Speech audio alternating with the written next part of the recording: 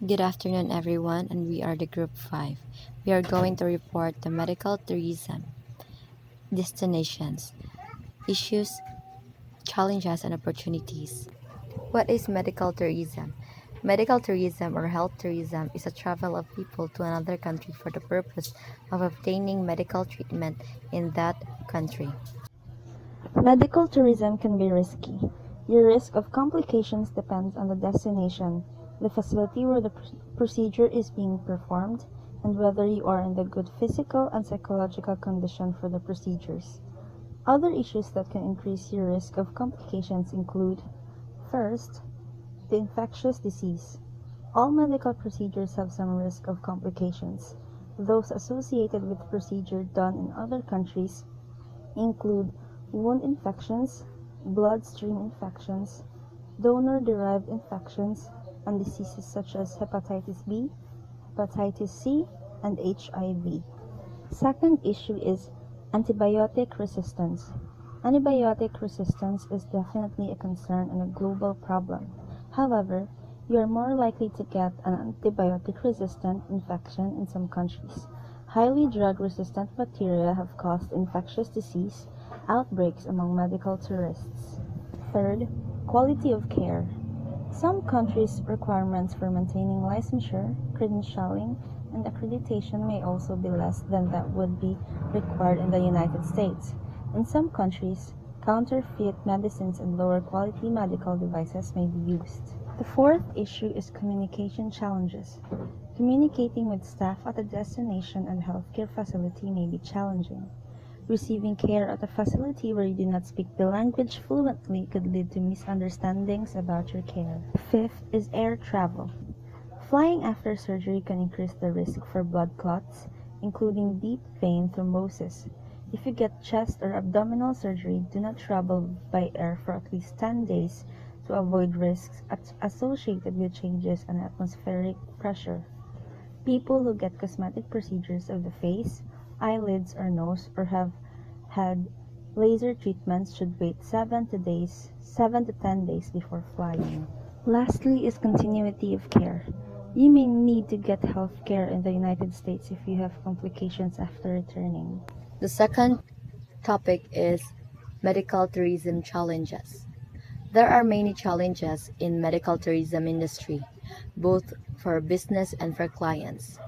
Clients often face difficulties such as language barrier. This is the first challenge.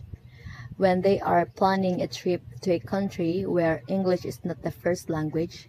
However, this is not have to be a problem, and there are in fact countries and facilities in which the personnel are accustomed to dealing with speaking English speaking patients. Most countries that have been in a medical tourism industry for a while now have professionals that do speak English for the most part of it should not be a big problem. The second challenge is a lack of infrastructure and a lack of medical technology. This is why clients need to do their research and find a clinic in a large enough and modern city which has the latest technology and infrastructure that is needed to do excellent work.